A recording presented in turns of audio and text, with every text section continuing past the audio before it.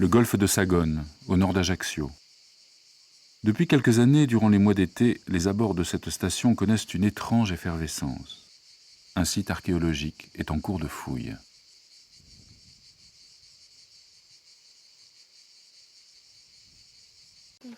Oui, la fiche est assez compliquée, hein. Donc prenez votre temps, ne vous pressez pas, réfléchissez bien à ce que vous notez. De son côté, Anne-Gaëlle poursuit le démontage de la sépulture. Il faut être vigilant, car elle doit prélever des parties fragiles du squelette, comme le bassin, qui est fragmenté. Ouais, décolle-le bien dessous. Éventuellement, tu laisses un peu de terre, de manière à ce qu'il ne s'effrite pas au moment où tu l'enlèveras. Voilà. Pour cette partie et pour les vertèbres aussi. Sinon, elles vont partir en poussière, hein. Trop fragile. Ok.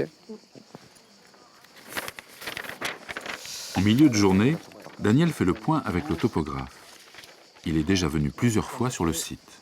Tu vois, on avait pris juste un peu les limites là. Voilà, toute cette partie-là n'apparaissait pas, hein. C'est ce qu'on a dégagé cette année. Donc là, tout est descendu, on a pris des contours ici. Coordonnées et altitudes permettent de repérer les points remarquables des structures dégagées par la fouille.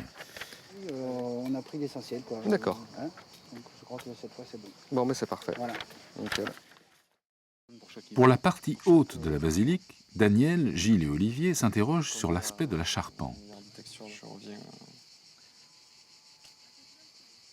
Olivier montre celle qu'il a réalisée il y a 2 ans pour reconstituer la basilique paléochrétienne de Marianne. Elle va les inspirer. C'est plus simple parce qu'on n'a pas les bas-côtés, là, c'est tout, hein. Si. Il faut reprendre le modèle de Marianne. Hein. Ici, il n'y a pas de bas-côté. Voilà, là, tu as les colonnes. Ouais. Hein.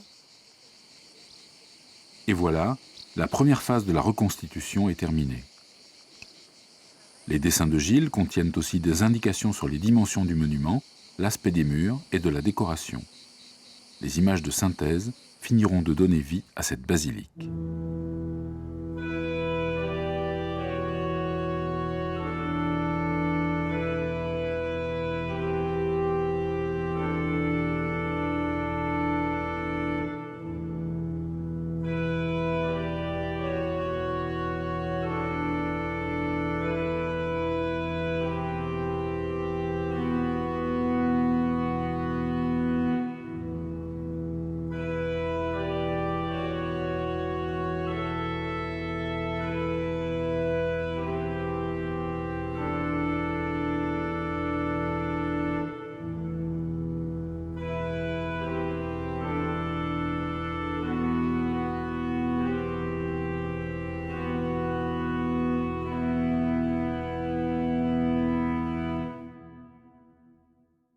Est-ce que c'est en relation avec l'existence du château ou pas?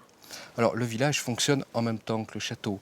Il apparaît au XIVe siècle, à un moment où le château est complètement transformé, et il va être abandonné au moment où le château lui-même va être abandonné et détruit.